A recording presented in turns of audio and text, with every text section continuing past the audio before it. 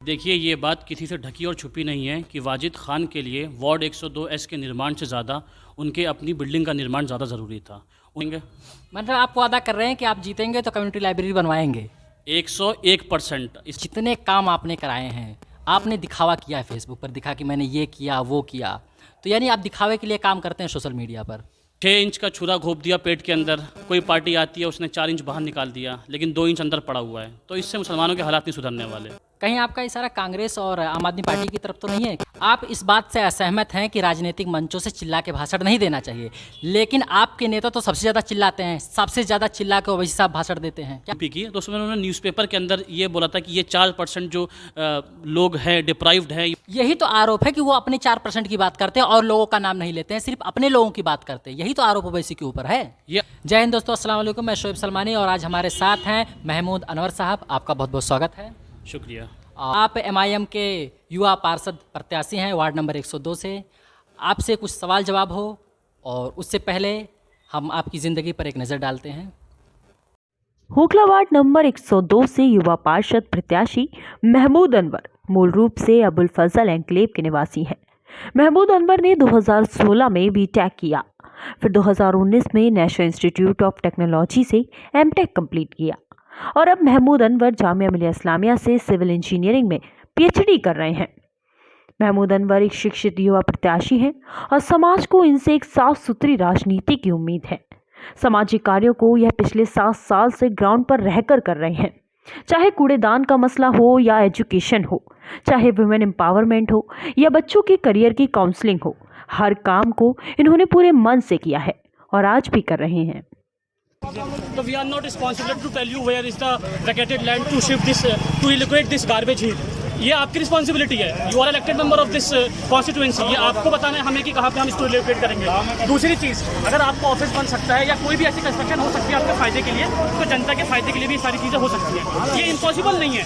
अगर आप करना चाहें तो आप कर सकते हैं। मजबूरी में हमें सड़क पर आना पड़ता है, ये हमारा काम नहीं है, ये हम किसी का भी काम नहीं है। सबसे पहला सवाल ये है कि जिस उम्र में युवा रोजगार, धंधे, नौकरी की तलाश में रहते हैं, उस उम्र में आप नेता बनने की कोशिश कर रहे हैं, कैसे कर पा रहे हैं आप? कितना मुश्किल है आपके लिए? देखिए, चूँकि मैं भी युवा हूँ और युवाओं को पेश आने वाली हर परेशानी से अच्छी तरीके से वाकिफ़ हूँ। आप चाहे इस बात पे तरजीह दें या ना दें, लेकिन सियासत में युवाओं का आना बहुत ज़रूरी है, क्योंकि जो भी परेशानियाँ हैं, चाहे रोज़गार हो, शिक्षा हो या फिर और भी कोई परेशानी जो है, और इस देश के अंदर 60 से 65% युवा की आबादी है, तो किसी भी इंडस्ट्री को आगे बढ़ाने के लिए हमेशा युवाओं का बहुत बड़ा हाथ रहता है। तो क्यों ना इंडियन पॉलिटिक्स के अंदर भी युवाओं को आगे आना चाहिए, ताकि वो अच्छी तरीके से इस पॉलिटिक्स को आगे बढ़ा सके और अपने देश के लिए बेहतर से बेहतर कर सके। अभी आप कह रहे थे कि मतलब देश की भलाई के लिए युवाओं को राजनीति में आना चाहिए, तो क्या ज़रूरी है राजनीति में आकर ही देश की सेवा की जाए?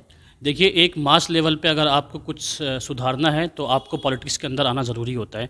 मिसाल के तौर पे एक इलेक्टेड मेंबर है, अगर वो कोई कैंपेन चलाता है अपने इलाके के अंदर, तो उसके साथ ज़्यादा लोग जुड़ते हैं। मैं सोशल एक्टिविस्ट हूँ और मैंने 7 साल 8 साल इस इलाके के अंदर सोशल एक्टिविज़म किया है।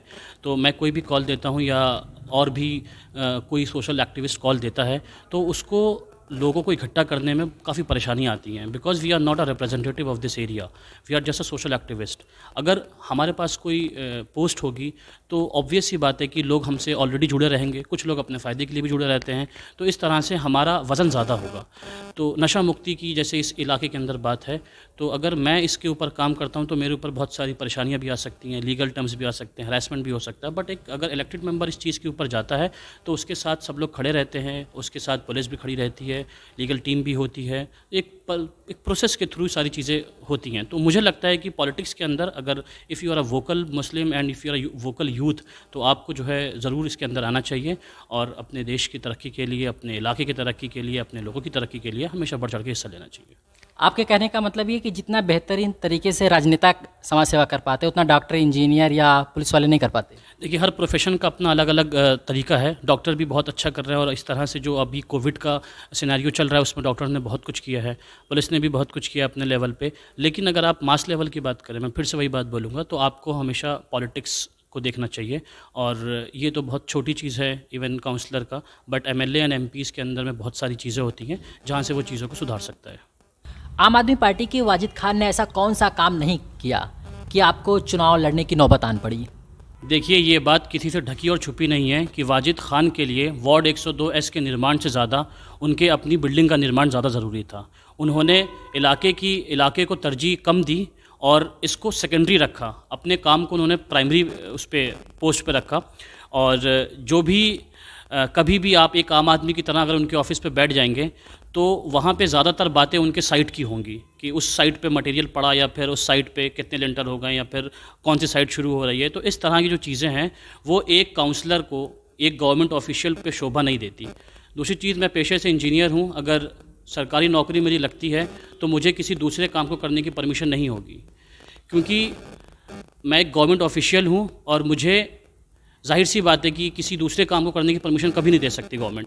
तो इसी तरीके से वाजिद खान ने जो है हमेशा इलाके को सेकेंडरी पे रखा और अपनी बिल्डिंग्स को उन्होंने हमेशा प्राइमरी पे रखा। यहाँ तो वाजिद भाई काउंसलर हैं और एक रिप्रेजेंटेटिव हैं एरिया के, तो उनकी ज़्यादा जिम्मेदारी पड़ती है, क्योंकि इलाके के अंदर अगर आप 24 घंटे भी जनता की सेवा करने के लिए जाएँ तो टाइम कम पड़ जाएगा। और ऐसे टाइम पे अगर आप अपना काम कर रहे हैं या फिर आप बिल्डिंग्स बना रहे हैं, क्योंकि जनता ने आपको काउंसलर बना के निकाला है, मतलब एक तरफ से जनता ने आपको काउंसलर बना के निकाला और दूसरी तरफ से बिल्डर निकल रहा है, तो मुझे लगता है ये चीज़ सही चीज़ नहीं है। इसलिए हम युवाओं को जो है आगे आना पड़ा इस इलाके के अंदर, और मैं चाहता हूँ कि ज़्यादा से ज़्यादा युवा आगे आएँ और वो इलेक्शन लड़े, क्योंकि इस पर सबका हक है इलेक्शन लड़ने का। आप कह रहे हैं कि एक तरफ से जनता नेता बनाती है और उधर से वो काउंसलर बिल्डर बन के निकलता है। आप इसी समाज में रह रहे, उन्हीं के इर्द गिर्द आप भी घूम रहे हैं, तो क्या कभी आपने कहा कि भैया हो, नेता हो, आप ये काम क्यों नहीं कर रहे हैं? आप अपने बिजनेस पर क्यों फोकस कर रहे हैं? आपने कभी जाके कहा उनसे? देखिए, मेरे दोस्त और भी जो अलग लोग सोशल एक्टिविज़म कर रहे हैं वो सब, हर बंदा उनके पास पहुंचता है। इवन हम लोग एक बार इरिगेशन डिपार्टमेंट भी गए थे कूड़े के मसलों को लेके। कूड़े के मसलों के ऊपर हम लोग 8 महीने से काम कर रहे हैं, और ये ऐसा मसला है जो मुझे लगता है कि सबसे बड़ा मुद्दा इस इलाके के अंदर है, लेकिन उसमें भी टाला मटोली होती है। और 2017 में उनका एक इंटरव्यू हुआ था जिसमें उन्होंने कहा था कि हम मतलब पॉलिटिक्स के अंदर जो आए हैं वो कुछ करने के लिए आए हैं। तो उन्होंने सबसे पहला यही बोला कि मैं जैसे ही काउंसलर बनता हूं तो मैं अलशिफा के सामने जो कूड़ेदान है उसकी समस्या को हल करूंगा, और शाहीन बाग में 9 नंबर पे एक कूड़ेदान है उसकी समस्या को हल करूंगा। तो उन दोनों समस्याएं जो थी वो मुझे लगता है ज़्यादा बढ़ गई हैं। एक्सीडेंट वहाँ ज़्यादा होने लगे हैं, बदबू वहाँ ज़्यादा आने लगी है, कूड़े का अंबार वहाँ ज़्यादा लगने लगा है। यहीं पे अलशिफा है हॉस्पिटल, जिसके बराबर में मिल्ली मॉडल स्कूल है, उसी के बराबर में सनाबिल है, अहले हदीस है। तो बहुत एक स्कूल है, एक हॉस्पिटल है, और उसके सामने कूड़े का अंबार लगा होना, वो भी ऐसे एक कॉलोनी के अंदर जो बहुत एजुकेटेड मुस्लिम कॉलोनी मानी जाती है। मुझे लगता है ये कहीं ना कहीं सवाल खड़ा करता है वाजिद खान के ऊपर कि आपने 4.5 साल और 5 साल क्या किया इस इलाके में। आपके लिए इस चुनाव में नए मुद्दे क्या होंगे जो अभी तक नहीं हुआ, जिस पर वाजिद साहब की नज़र अभी तक नहीं गई है?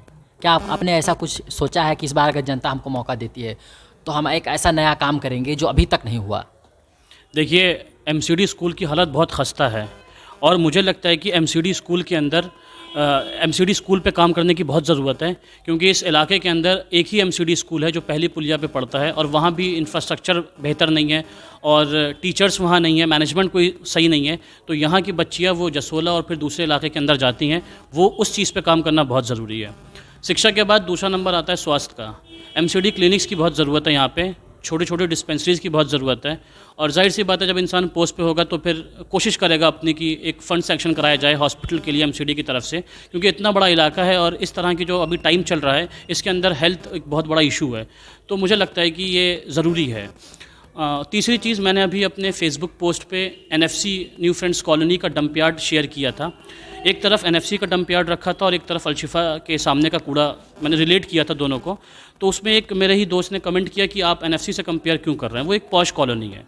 तो आप इसके पीछे की मानसिकता समझिए कि पॉश कॉलोनी है वो, उन्होंने ऐसा बोला, इसका मतलब कि वहाँ वो पॉश कॉलोनी है तो वहाँ पे सफाई होना और वहाँ मतलब चीज़ें बेहतर होना, वहाँ पे कूड़ा ना होना, वहाँ पे ज़्यादा गाड़ियों के राउंड लगना, ये स्वाभाविक है उनके लिए। लेकिन अलशिफा के सामने जो अलशिफा हमारा वार्ड है 102, वो एक पिछड़ा एरिया है, यहाँ पे टूटे हुए रोड हैं, गंदगी है, तो यहाँ पे तो कूड़ा कचरा पड़ा होना एक स्वाभाविक है। मतलब आप मानसिकता समझिए इस तरह की।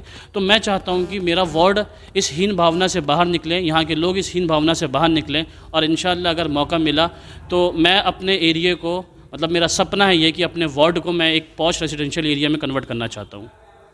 अगर आप वोट मांगने जाते हैं, किसी बुजुर्ग ने आपसे ये तबाक से कह दिया कि भाई हम आपको वोट क्यों दें, आपने हमारे लिए क्या किया है, तो आप क्या जवाब देंगे? देखिए, ये सवाल तो उनसे बनता है जो ऑलरेडी पोस्ट पे हैं, लेकिन फिर भी अगर मुझसे कोई इस तरह की चीज़ें पूछता है तो मैं उनको अपने आइडियोलॉजी के बारे में, अपने मैनिफेस्टो के बारे में और बहुत तमाम चीज़ों के बारे में बताऊंगा, उनसे डिबेट करूंगा। और सबसे बड़ी बात यह है कि काम का कोई मयार नहीं होता, किसने कम काम किया, किसने ज़्यादा काम किया, और मैं अपने काम को गिनवाना भी नहीं समझता, बेहतर नहीं समझता, क्योंकि काम जितना भी होता है वो अल्लाह की रज़ा के लिए होता है, किसी को दिखाने के लिए काम नहीं होता है।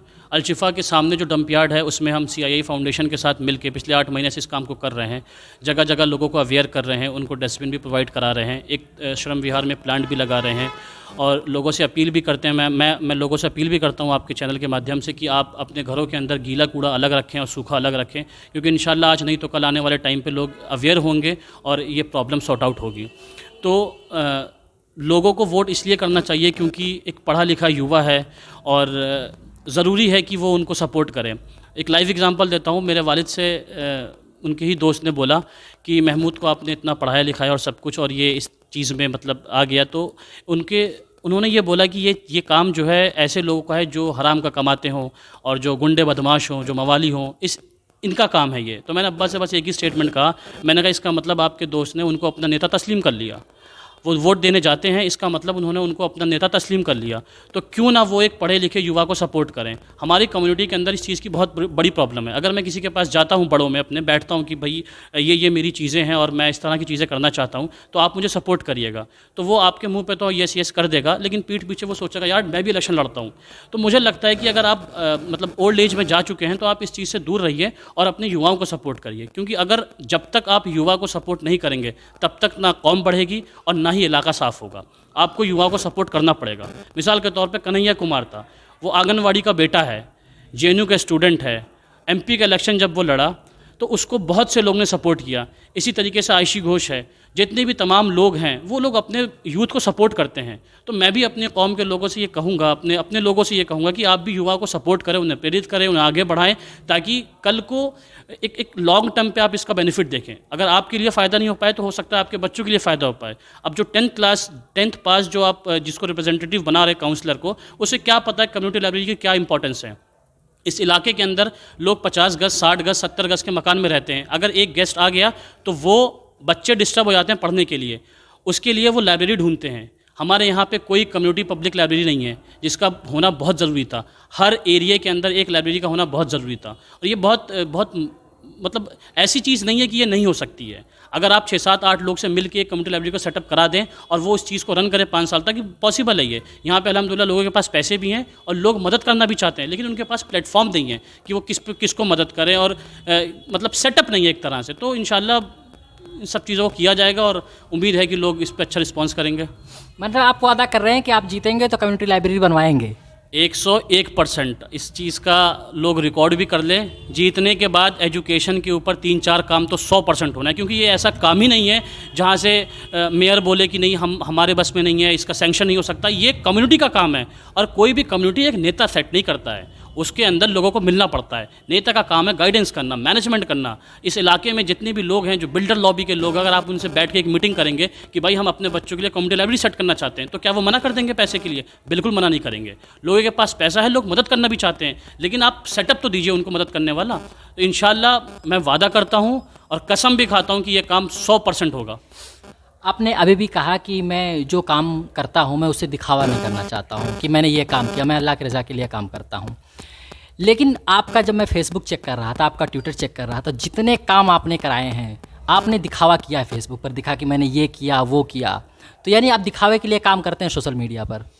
देखिए, दिखावे वाली बात तो ऐसी है कि उसमें 10% से 15% भी नहीं होगा, क्योंकि कोविड के टाइम पे इतना टाइम नहीं मिलता था कि हर चीज़ पोस्ट की जाए। मिसाल के तौर पे जैसे मैंने ऑक्सीजन सप्लाई वाला काम किया, इस इलाके के अंदर अगर कोई बंदा ये बता दे कि महमूद ने यहाँ से 1 रुपये भी किसी के लिए लिया हो, इवन सिलेंडर देने का, गैस देने का, ऑक्सीजन सप्लाई करने का, कुछ भी बता दे कोई भी, वो इसलिए है कि जैसे मैं अगर कुछ कर रहा हूँ, जैसे अभी कोविड वैक्सीनेशन का ड्राइव चल रहा है, अगर मैं उसको फेसबुक पे या व्हाट्सएप स्टोरी पे या इंस्टाग्राम पे ना अपलोड करूँ तो कैसे लोगों को पता लगेगा क्या चीज़ कहाँ पे चल रही है। तो ये चीज़ ज़रूरी हो जाती है। दिखावा ये होता है कि आपके दिल में कुछ और हो और आप उस काम को कर रहे हैं। मेरी नीयत बिल्कुल साफ़ है काम करने की, लेकिन लोगों को आपको अपनी बात पहुँचानी पड़ेगी आगे तक। इसलिए ये जो सोशल मीडिया एक प्लेटफॉर्म है कि भाई यहाँ पे कोविड वैक्सीन हो रही है, आप आ सकते हैं, 10 से 5 के बीच का टाइम है, मैं सिलेंडर प्रोवाइड कर रहा हूँ, आप मुझसे ले जा सकते हैं, मैं ऑक्सीजन सप्लाई कर रहा हूँ, आप मुझसे ले जा सकते हैं, मैं यहाँ पर हूँ, यहाँ पे ये प्रॉब्लम है, यहाँ पे आदमी को नहीं आना चाहिए। तो ये मुझे लगता है ये दिखावा नहीं है, ये मुझे लगता है, बाकी और का नहीं पता मुझे। तो ये सारे काम और भी पार्टी ज्वाइन करने से भी हो सकता था। आम आदमी पार्टी को पूरी दिल्ली ने अपने सर आँखों पे बिठा के रखा है। आप कांग्रेस ज्वाइन कर लेते, आप बीजेपी ज्वाइन कर लेते, तो आपने आखिर एमआईएम ही क्यों ज्वाइन किया? मैं इस सवाल का जवाब एक शेर से देना चाहता हूँ कि हम तो समझे थे कि ज़ख़म है भर जाएगा, क्या ख़बर थी कि रगे जाँ में उतर जाएगा। तो एआईएमआईएम ज्वाइन करने का मतलब सिर्फ यही था कि जितनी भी तमाम सेकुलर और नाम नहाद सेकुलर पार्टीज़ हैं, उन सब ने मुसलमानों की पीठ पे ऐसा खंजर भोंका है, पिछले 70 सालों से इतना खंजर भोंका कि मुझे नहीं लगता कि वहाँ से वापस लौट पाना बहुत जल्दी मुमकिन है। 6 इंच का छुरा घोंप दिया पेट के अंदर, कोई पार्टी आती है उसने 4 इंच बाहर निकाल दिया, लेकिन 2 इंच अंदर पड़ा हुआ है, तो इससे मुसलमानों के हालात नहीं सुधरने वाले। कोई आती है दूसरी पार्टी, वो उसने पूरा छुरा बाहर निकाल दिया, इससे भी हालात नहीं सुधरने वाले। छुरा निकाल के आपको उस पर मरहम पट्टी करनी बहुत ज़रूरी है।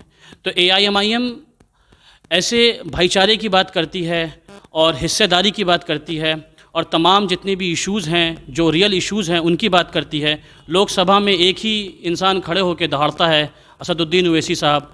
तो बहुत सारी ऐसी चीज़ें हैं जो मुझे इंस्पायर करती हैं और मेरी आइडियोलॉजी से मैच करती हैं।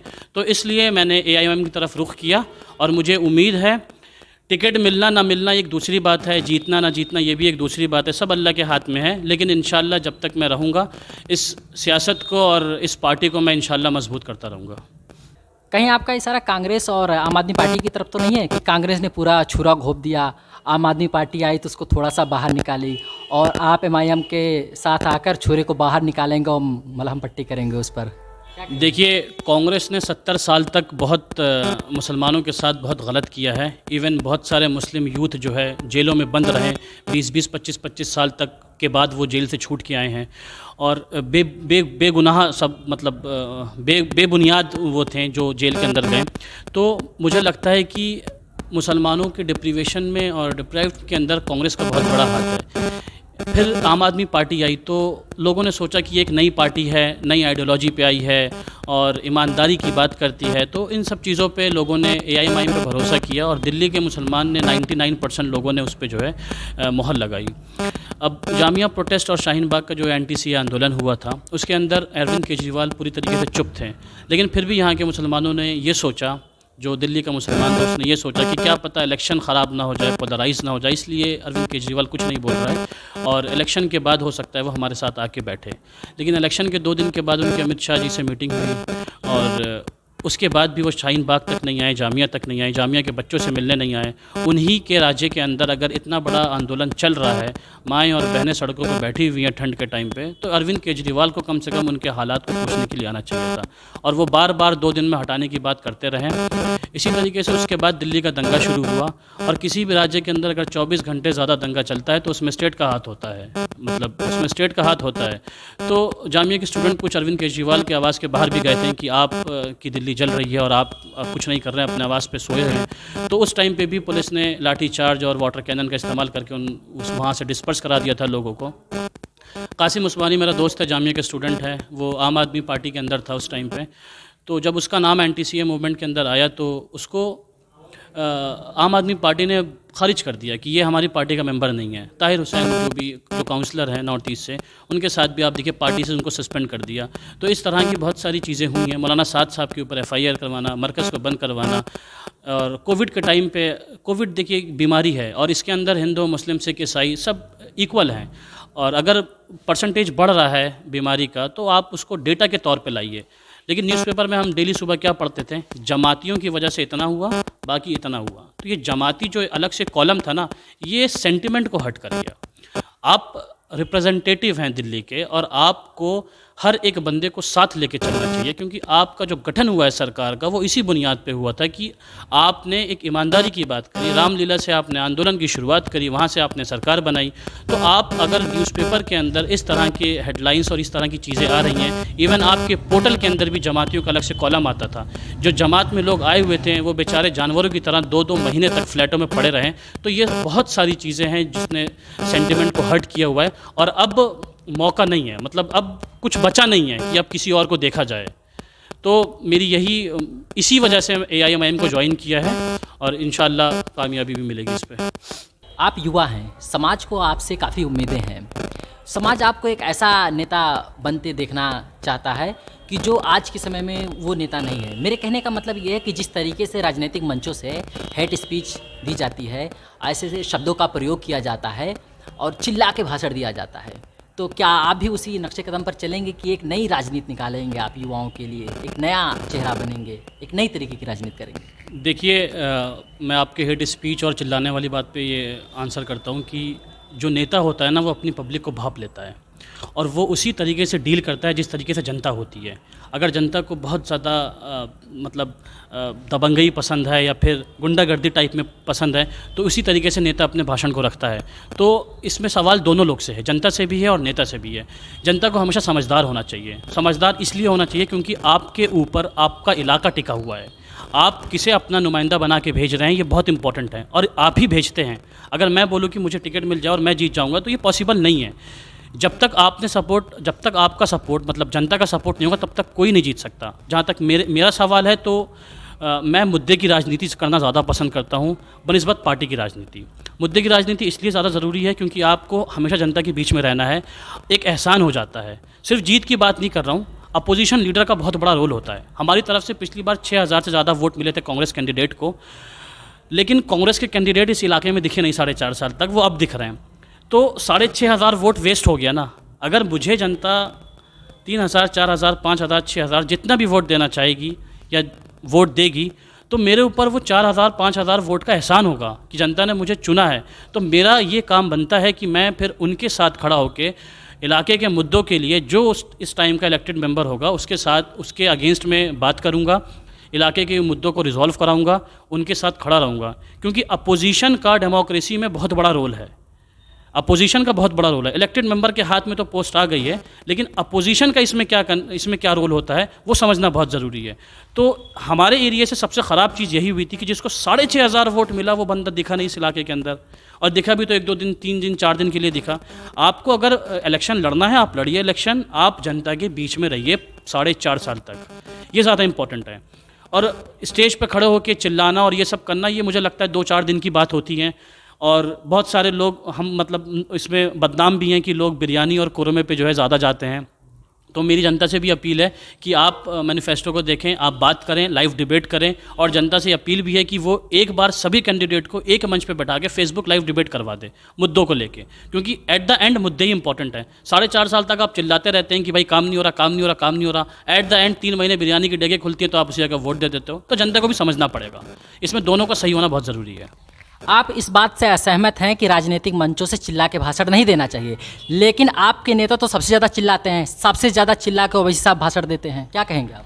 देखिए, चिल्ला के भाषण नहीं देते हैं, वो बिल्कुल रियलिस्टिक बात करते हैं। अब उन्होंने एक न्यूज़पेपर, मैंने उनकी एक स्पीच पर देखी थी अभी यूपी की, तो उसमें उन्होंने न्यूज़पेपर के अंदर ये बोला था कि ये 4% जो लोग हैं डिप्राइव्ड हैं, ये मुसलमानों का जो हाल है, तो मैं क्या करूं, मेरे बच्चों को कॉलेज नहीं चाहिए, मेरे बच्चों को स्कूल नहीं चाहिए। तो ये चिल्लाना नहीं हुआ, ये इमोशंस हैं जो अंदर से निकलते हैं। और ये ज़रूरी भी है कि आप जो है हाई स्कूल तक आपका रेशियो 20% है, but after entering into graduation you are just 5%। तो ये सवाल बनता है, मुलायम सिंह इस पर सवाल नहीं करेंगे, अखिलेश यादव नहीं करेंगे, वैसे खड़ा हुआ इस पर सवाल करने के लिए। वो चिल्लाना नहीं, वो इमोशंस है और वो ज़रूरी है। यही तो आरोप है कि वो अपने 4% की बात करते हैं और लोगों का नाम नहीं लेते हैं, सिर्फ अपने लोगों की बात करते हैं। यही तो आरोप ओवैसी के ऊपर है। ये आरोप वो लोग लगाते हैं जो नहीं चाहते हैं कि 20% वोट एक तरफ चला जाए। लेकिन ओवैसी की आप कोई भी स्पीच सुनेंगे, उसमें कभी मुसलमानों की सिर्फ बात नहीं होती है, उसमें सबकी बात होती है। आप कभी स्पीच को सुनिएगा तो आपको पता लग जाएगा। ये आखिरी सवाल, और आप क्या संदेश देना चाहेंगे जो आपको देख रहे हैं, जो आपके क्षेत्र के युवा लोग हैं, आप उनसे क्या कहना चाहेंगे? अगर उनको राजनीति तरफ आकर्षित करने के लिए क्या, कौन सी बात आप कहना चाहेंगे? देखिए, मैं इस सवाल का जवाब एक नज़म लिखी थी मैंने, उसके माध्यम से देना चाहता हूँ कि सियासत कह रही है मुसलमान नौजवानों से, उठाओ मशाले हाथ में अब तुम्हारा दौर आया है। हो चुके सब रूबरू जहालत के नज़ारों से, तुम कलम उठाओ हाथ में अब तुम्हारा दौर आया है। मुद्दतों ठग कर तुम्हें लादीनियत के नाम पे, लादीनियत मतलब सेकुलरिज्म, मुद्दतों ठग कर तुम्हें लादीनियत के नाम पे वो बन गए शहंशाह और तुम रह गए तखफीफ के मकाम पे। तखफीफ मतलब डाउनफॉल, डिग्रेडेशन। तो मुद्दतों ठग कर तुम्हें लादीनियत के नाम पे वो बन गए शहंशाह और तुम रह गए तखफीफ के मकाम पे। उनको मिल गई कुर्सी, उन्हीं को मिली इज्जत, और तुम हो गए सुपुर्द आतंकवाद नामी आग के। ये सारे हिसाब लिख लो किताबों में, अब तुम्हारा दौर आया है। ए दोस्तों, उठाओ बागडोर हाथों में, उड़ाओ पतंग आसमानों में, अब तुम्हारा दौर आया है। आपका बहुत बहुत शुक्रिया इतना कीमती वक्त देने के लिए। हमारे साथ थे महमूद अनवर साहब, और इसी तरीके से मिलते हैं एक नए बतकही के एक नए एपिसोड में एक नई शख्सियत के साथ। तब तक अपना ख्याल रखिएगा। मैं शोएब सलमानी, आप देख रहे थे हमारे YouTube channel the Shoaib Salmani. जय हिंद, जय भारत।